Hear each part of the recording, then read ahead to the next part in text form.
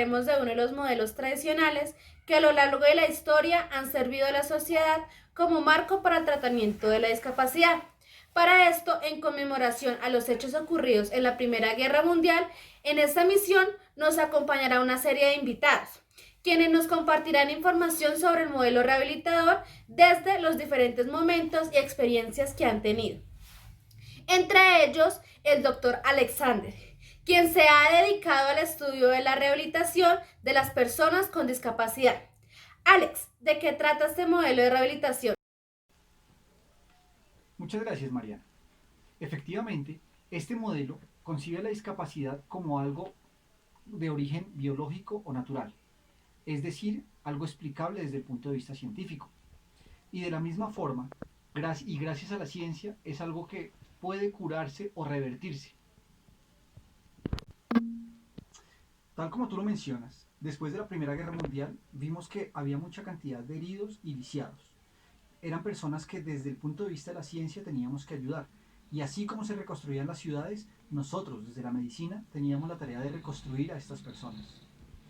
Pero ¿cómo podríamos hacer que estas personas volvieran a ser útiles a la sociedad? ¿Cómo podríamos hacer que todas esas cosas que ya no podían hacer pudieran volver a hacerlas, tal como las hacemos nosotros, las personas normales? Todo esto tendría que ser a partir de un proceso de volver a darles ciertas habilidades, es decir, rehabilitarlos.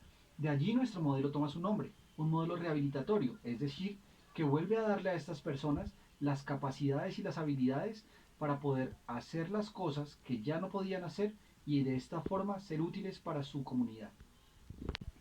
Entonces, de esta forma, hemos estado utilizando este modelo desde comienzos de siglo. Muchas gracias por invitarme. Para comprender un poco más sobre este modelo, la historiadora Carol Perilla nos dará un breve recorrido histórico por esta época. Muchísimas gracias por la invitación. Les cuento que la historia recogió que el modelo rehabilitador se sustenta y se justifica desde dos puntos. El primero sería la mirada hacia la persona con discapacidad desde la ciencia. Antes el cura era quien dictaminaba esa cierta normalidad o anormalidad de la persona, y en esta época o en este modelo quien lo hace ya es el médico. Aquí, por supuesto, la religión pasa a ser segundo plano y se alude al término de diversidad funcional en términos de enfermedad, mi querida Mariana.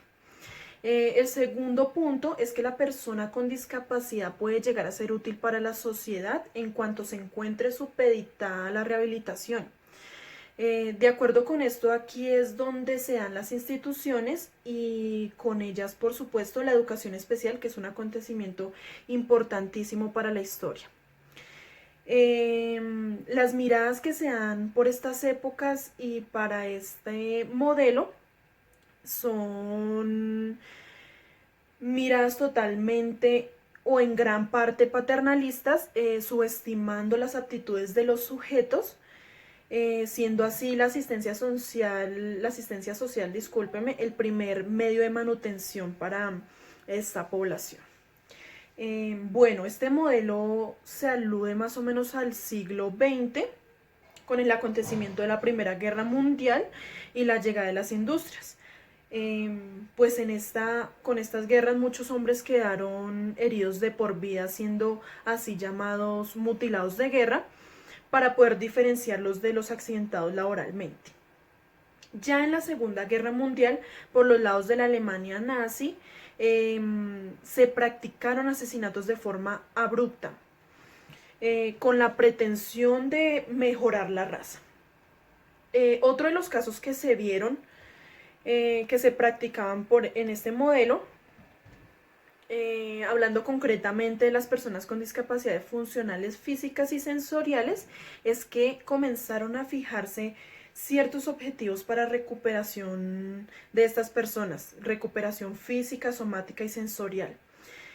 Ya para redondear un poco el tema de este modelo, identificando los fines de este, es que se pretendía rehabilitar a las personas con diversidades funcionales a través del empleo y de la asistencia social, por supuesto. Esto sería todo, mi querida Mariana. Muchísimas gracias por tu invitación. Bueno, me encuentro con el señor Ponce de León. Señor Ponce de León, cuéntenos, ¿cuál fue su aporte a la educación de las personas con discapacidad? Bueno, pues yo comencé a trabajar primero con dos sordomudos que se llamaban Pedro y Francisco de Toba, que eran hijos de un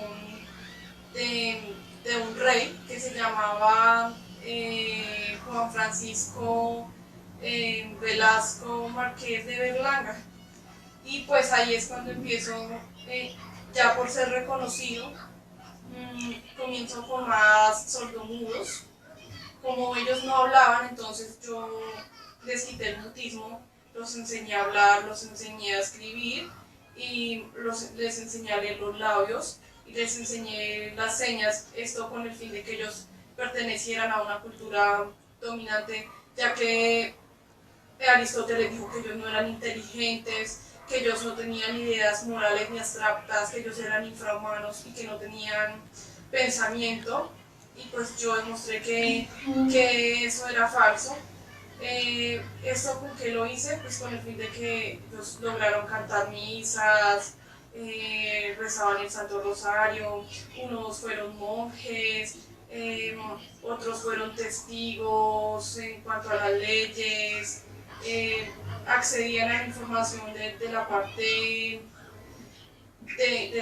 legal. Entonces pues ese fue mi trabajo que yo hice. Claro que sí, señora. Ahora entonces cuéntenos, por favor, su experiencia en el centro rehabilitatorio.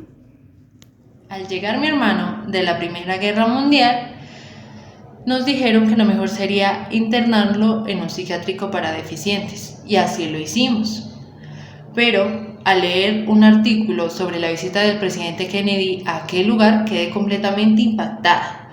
Pues en aquel lugar los pacientes se la pasaban semidesnudos, no había camas suficientes para cada uno de ellos e incluso dormían sobre sus propias heces, lo cual me dejó completamente impactada, ya que mi hermano, para recibir su rehabilitación, debía pasar por todo ese tipo de cosas horribles, además de que algunas cosas que hacían para su rehabilitación resultaban perjudiciales.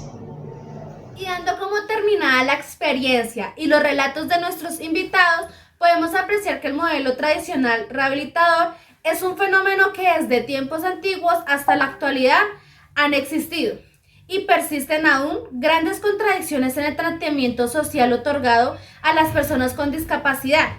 Estas contradicciones constituyen a una muestra de la tensión entre las diferentes visiones que hay, las que es y han sido objeto de la discapacidad. Muchas gracias.